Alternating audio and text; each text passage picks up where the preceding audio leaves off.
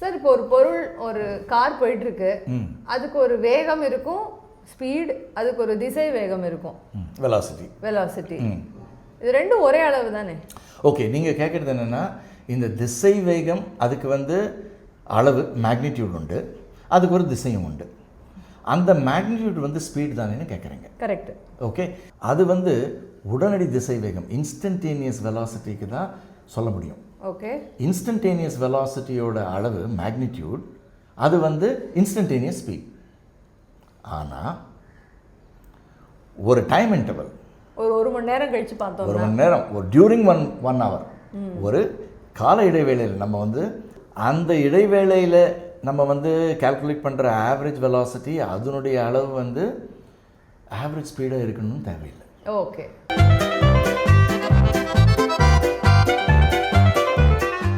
But இன்னைக்கு நம்ம அதை வெலாசிட்டி, ஆக்சலரேஷன், டிஸ்பிளேஸ்மெண்ட் அதெல்லாம் வந்து ஒன் டைமென்ஷன் தான் பார்க்க போகிறோம் இன்னைக்கு. நம்ம இன்னைக்கு அது மட்டும் இல்லை, நம்ம வந்து ஸ்ட்ரெயிட் லைன் மோஷன் தான் பார்க்க போகிறோம். ஓகே, இப்போ ஸ்ட்ரெயிட் லைன் மோஷனுக்கு வரலாம். ஓகே, அந்த ஸ்ட்ரெயிட் லைன் வந்து நான் வந்து அதில் வந்து ஒரு கோஆர்டினேட் சிஸ்டம் வைக்க போகிறேன். எப்படின்னா, ஏதோ ஒரு பாயிண்ட், ரேண்டம் பாயிண்ட், ஏதோ ஒரு பாயிண்ட் எடுத்துன்னு அதை வந்து x=0ன்னு போடுவோம். அதை வந்து x=0. இங்கேயும் வந்து கார் வரைஞ்சிருக்கேன், இது ஒரு துகள்னு எடுத்துக்கலாம், கார்னு எடுத்துக்கலாம், ஏதோ ஒன்று. x=0ன்னு எடுத்துகிட்டு வலது பக்கத்துக்கு வந்து பாசிட்டிவ்னு எடுத்துக்கிறேன், இடது பக்கத்துக்கு வந்து நெகட்டிவ்னு எடுத்துக்கிறேன். அது கூட ரேண்டம் தான், நம்ம வந்து வலது பக்கத்தை நெகட்டிவாக எடுத்துக்கலாம், அது ஒன்றும் பிரச்சனை இல்லை. ஆனால் வந்து பொதுவாக எல்லாருமே வந்து வலது பக்கத்தை பாசிட்டிவ்னு எடுப்பாங்க. X axis Poynting to the right, negative X axis Poynting to left. அது ஒரு கன்வென்ஷன், வேறு ஒன்றும் இல்லை. இதில் மறுபடியும் வந்து x=0ன்னு வச்சுட்டு மீட்டர் ஸ்டிக்கை வச்சுட்டு x=1 2 3 4 5, இந்த பக்கம் இடது பக்கத்தில் -1 -2 -3 -4 -5ன்னு போட்டுட்டேன். இப்போ வந்து காரோடைய பொசிஷன் வந்து -2 மீட்டர்ஸ். இங்கேருந்து நான் வந்து கார் வந்து இங்கே எடுத்துகிட்டு போகிறேன்னு வச்சுக்கோங்க. கார் வந்து +3. ஸோ கார் எங்கேருந்து ஸ்டார்ட் பண்ணிது? -2ல ஸ்டார்ட் பண்ணிது. எங்கே போய் சேர்ந்தது? +3ல. ஸோ இந்த சேஞ்ச், இந்த இதுக்கு வந்து பொசிஷன், ஸோ x=-2ல இருந்து x=3க்கு போயிருக்கு. So change in X, change in எக்ஸ்னா change in position 5 units. 5 unit. இங்கே கொஞ்சம் ஜாகிரதையாக இருக்கணும், ப்ளஸ் ஆர் மைனஸ் கரெக்டாக சொல்லணும். ஓகே, சும்மா 5 யூனிட் நீங்கள் சொல்கிறது வந்து அளவு.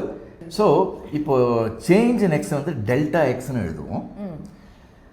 டெல்டா எக்ஸ், டெல்டான்னு போட்டோடனே எப்போவுமே ஃபைனல் மைனஸ் இனிஷியல் தான். ஸோ எக்ஸ் ஃபைனல் வந்து 3, எக்ஸ் இனிஷியல் வந்து -2, 3 -2, அது வந்து +5. ஸோ டிஸ்பிளேஸ்மெண்ட் வந்து இங்கே +5. இங்கே பார்த்தீங்கன்னா டிஸ்பிளேஸ்மெண்ட் வந்து வலது பக்கத்துக்கு போயிருக்கு.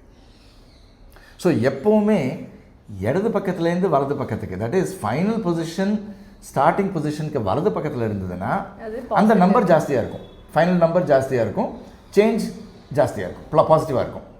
ஓகே, ஸ்டார்டிங் பொசிஷன்லேருந்து ஃபைனல் பொசிஷன் இடது பக்கத்துக்கு வந்து சேர்ந்ததுன்னா சேஞ்ச் கட்டாயமாக நெகட்டிவ். இதில் ஒரு முக்கியமான விஷயம், இது வந்து சேஞ்ச் இன் பொசிஷன் தான். இப்போ பாருங்கள், இனிஷியல் பொசிஷன் வந்து x=3ல இருக்குது, x=3 மீட்டர்ஸ். அங்கேருந்து இந்த கார் என்ன பண்ணுறதுன்னா நேராக போயிட்டு x=-5 போயிட்டு அங்கேருந்து வந்து -2க்கு வருது. ஸோ x=3லேருந்து x=-5க்கு போயிட்டு இப்போ x=-2க்கு வந்திருக்கு. ஆனால் நம்ம கேட்குற கேள்வி டிஸ்பிளேஸ்மெண்ட்னா என்ன? Change in position. எங்கெல்லாம் போயிட்டு வரீங்கங்கறத பத்தி அது கவலையே இல்லை. ஆமா, நீங்க டெல்லிக்கு போயிட்டு கூட திரும்பி சென்னைக்கு வந்தாலும், இந்த கேலக்சிக்கு வெளியில போயிட்டு வந்து கூட வரலாம். ஆனால் சேஞ்ச் இன் பொசிஷன் பொறுத்தவரையிலையும் அது எவ்வளவு? இப்போது x=3லேருந்து x=-2 போயிருக்கு. டெஃபினிஷன் யூஸ் பண்ணலாம். டெஃபினிஷன் வந்து final minus initial. So -2 -3 -5. Okay, இப்போ நீங்கள் வந்து பார்த்தா தெரியும், ஃபைனல் பொசிஷன் இனிஷியல் பொசிஷனுக்கு இடது பக்கத்தில் இருந்தால் டிஸ்பிளேஸ்மெண்ட் நெகட்டிவாக வரும், வலது பக்கத்தில் இருந்தால் டிஸ்பிளேஸ்மெண்ட் பாசிட்டிவ் வரும். இப்போ டிஸ்பிளேஸ்மெண்ட், வெலாசிட்டி, ஆக்சலரேஷன் இதெல்லாம் வந்து வெக்டர்ஸ்க்கு வந்து திசை உண்டு. ஒன் டைமென்ஷனில் 2 திசை தான் இருக்குது, வலது பக்கம் இடது பக்கம். அதே மாதிரி இது வந்து இப்போ -5ல் இருக்குதுன்னு வச்சுக்கோங்க. -5 அங்கேருந்து நேராக போயிட்டு +5க்கு போயிட்டு அங்கேருந்து 0க்கு வருதுன்னு வச்சுக்கோங்க. டிஸ்பிளேஸ்மெண்ட் என்ன? So final minus initial. So final வந்து 0, இனிஷியல் வந்து x equal to -5. So 0 minus of -5 which is +5. So இங்கேருந்து பார்த்தீங்கன்னா -5லேருந்து இங்கே வந்து சேர்ந்துருக்கு. டிஸ்பிளேஸ்மெண்ட் வந்து பாசிட்டிவ் டைரெக்ஷனில் நம்மளுக்கு கிடைச்சதும் பாசிட்டிவ் நம்பர். டிஸ்பிளேஸ்மெண்ட் வந்து வலது பக்கத்தில்.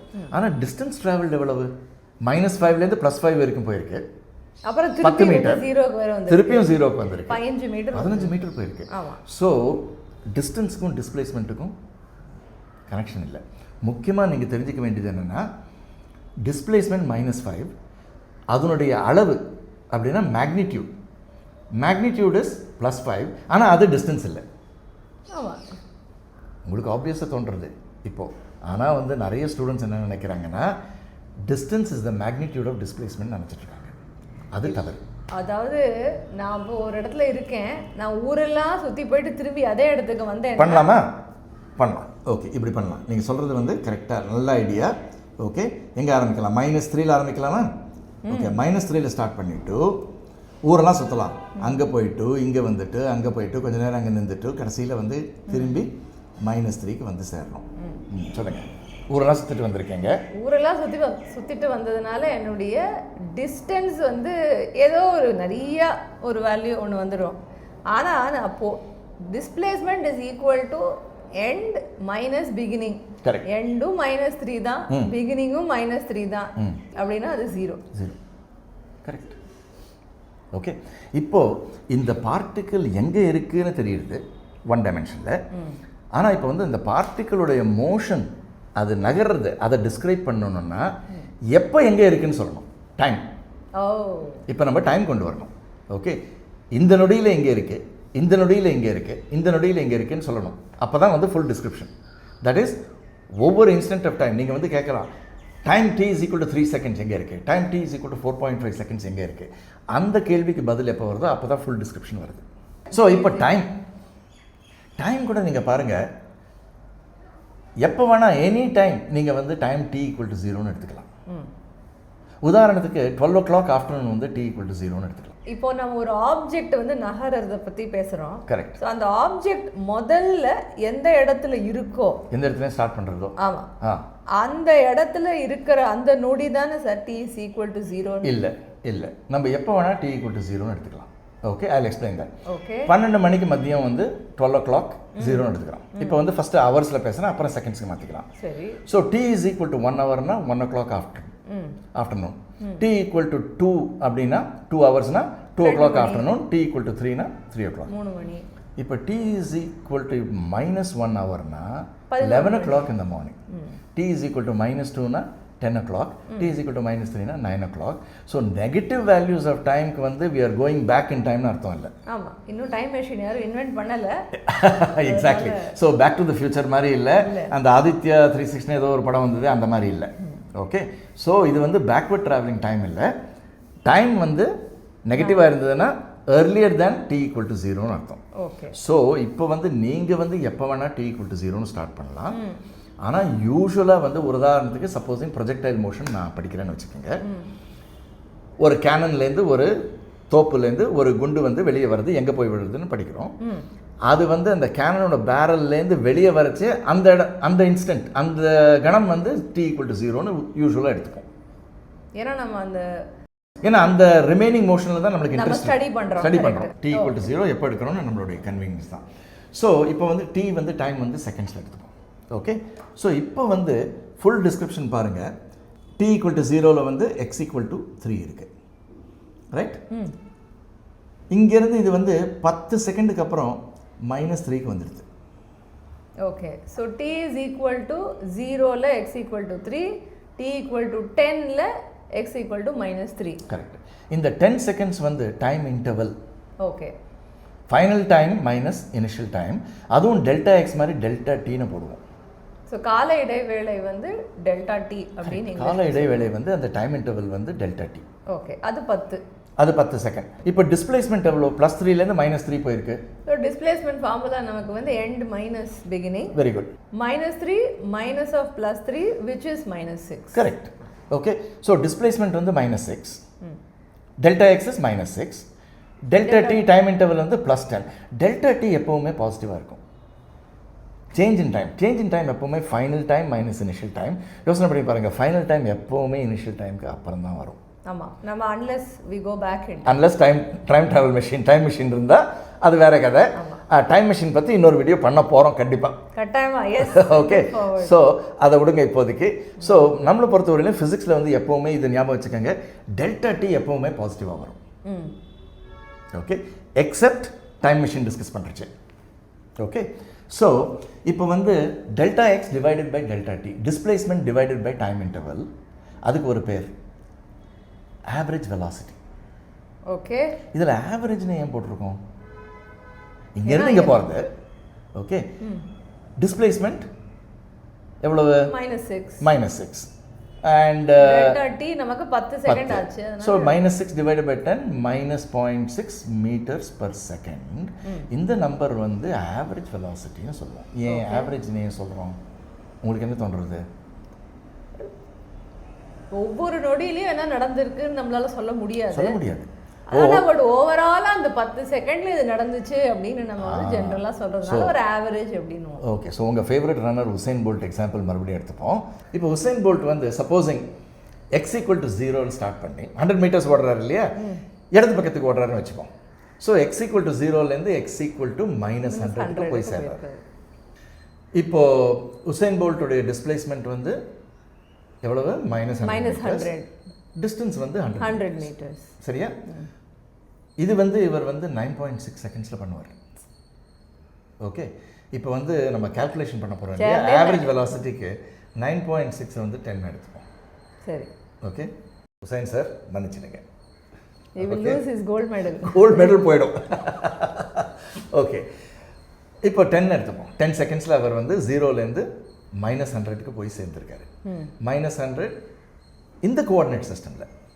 ஓகே, அவருடைய ஆவரேஜ் திசை வேகம் எவ்வளவு? -100 divided by the time taken, which is 10 seconds. So -100 by 10 is -10. -10 meters per second அவருடைய ஆவரேஜ் வெலாசிட்டி.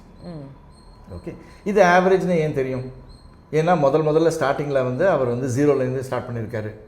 ஓகே, அவர் ஓடிட்டு இருக்கச்சு ஒரு கணத்தில் வந்து அவருடைய வெலாசிட்டி -1 மீட்டராக இருந்திருக்கும், -2 மீட்டர்ஸாக இருக்கும், -13 வரைக்கும் அவர் போயிருக்கலாம்.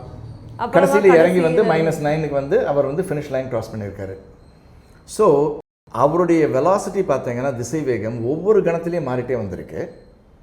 அப்படின்னா அவருக்கு வந்து ஒரு முடுக்கம் கிடச்சிருக்கு. அப்படின்னா அவர் மேலே வந்து ஏதோ ஒரு ஃபோர்ஸ் யாரோ செலுத்திருக்காங்க, யாரோ இல்லை, கிரவுண்டு தான். ஸோ இப்போ உசைன் போல்ட் வந்து ஆவரேஜ் வெலாசிட்டி வந்து -10 மீட்டர்ஸ் பர் செகண்ட். ஒவ்வொரு கணத்துலேயும் ஒவ்வொரு திசை வேகம், உடனடி திசை வேகம் இருந்திருக்கு, இன்ஸ்டன்டேனியஸ் வெலாசிட்டி. அது மாறிட்டே இருக்கு. அவருடைய ஆவரேஜ் ஸ்பீட் எவ்வளவு? Distance by time 100 by 10 which is 10 meters. அதுவும் ஆவரேஜ் ஸ்பீட் தான், ஏன்னா அவருடைய ஸ்பீடும் மாறிட்டே வந்திருக்கு. சரியா? இப்போ வந்து உசைன் போல்ட்டும் நானும் ரேஸ் பண்ணுறோன்னு வச்சுக்கோங்க. ரொம்ப ஆசை, கனவுல தான். ஓகே, கனவுல. ஸோ ரெண்டு பேரும் at t = 0 x = 0 ஸ்டார்ட் பண்ணுறோம். ஓகே, அவர் உருன்னு போயிட்டார். ஓகே, 100 மீட்டர்ஸ் வந்து அவர் கிராஸ் பண்ணுறச்சு திரும்பி பார்க்குறாரு, நான் இன்னும் 10 மீட்டர் பாயிண்ட்லேயே இருக்கேன். ஸோ அங்கேயே நின்றுட்டு போர் அடிக்காமல் இருக்கிறதுக்கு அவர் என்ன பண்ணுறாருன்னா இன்னொரு 100 மீட்டர்ஸ் கண்டினியூஸாக ஓடிட்டு x = -200க்கு போயிட்டு திரும்பி வரார். அப்போவாவது நீங்கள் வந்து 100க்கு ரீச் அப்போ போய் ரீச் பண்ணுறோம். அப்போ தான் ரெண்டு பேரும் வந்து -100 x = -100ல் வந்து சேர்றோம். ஓகே, இது பார்த்தீங்கன்னா 30 செகண்ட்ஸ் ஆச்சுன்னு வச்சுப்போம்.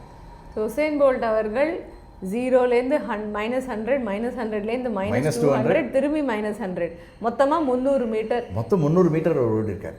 ஸோ அவருடைய ஆவரேஜ் ஸ்பீட் எவ்வளோ? 300 meter divided by 30 seconds, 10 meters per second. So அதே ஸ்பீடில் அவர் ஓடி இருக்கார். என்னுடைய ஆவரேஜ் ஸ்பீட் எவ்வளோ? நீங்கள் 100 meter by 30 seconds. So 10/3 meters per second வச்சுப்போம்.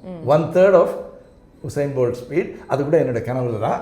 சரி, 1/3 ஆஃப் உசைன். இப்போ டிஸ்பிளேஸ்மெண்ட் வச்சுட்டு ஆவரேஜ் வெலாசிட்டி கால்குலேட் பண்ணுவோம். டிஸ்பிளேஸ்மெண்ட் வந்து ரெண்டு பேரும் 0ல ஆரம்பிச்சோம், ரெண்டு பேரும் -100ல சேர்ந்தோம். ஸோ டிஸ்பிளேஸ்மெண்ட் ரெண்டு பேருக்கும் -100 மீட்டர்ஸ், ரெண்டு பேரும் வந்து 30 செகண்ட்ஸ். அவர் வந்து போயிட்டு வந்திருக்காரு 30 செகண்ட். ஸோ அவருடைய ஆவரேஜ் வெலாசிட்டி -10/3 m/s. என்னுடைய ஆவரேஜ் வெலாசிட்டி -10/3 m/s. ஸோ ரெண்டு பேரும் ஒரே அளவு, ரெண்டு பேரும் ஒரே ஆவரேஜ் வெலாசிட்டியில் ஓடி இருக்கோம் அப்படின்னு நான் எல்லாருக்கும் சொல்லலாம் இல்லையா? ஓகே, அடுத்த வீடியோவில் சந்திப்போமா? மறக்காம லைக், சப்ஸ்கிரைப் அண்ட் ஷேர் பண்ணுங்க உங்களுடைய ஃப்ரெண்ட்ஸோட. வணக்கம். தேங்க்யூ.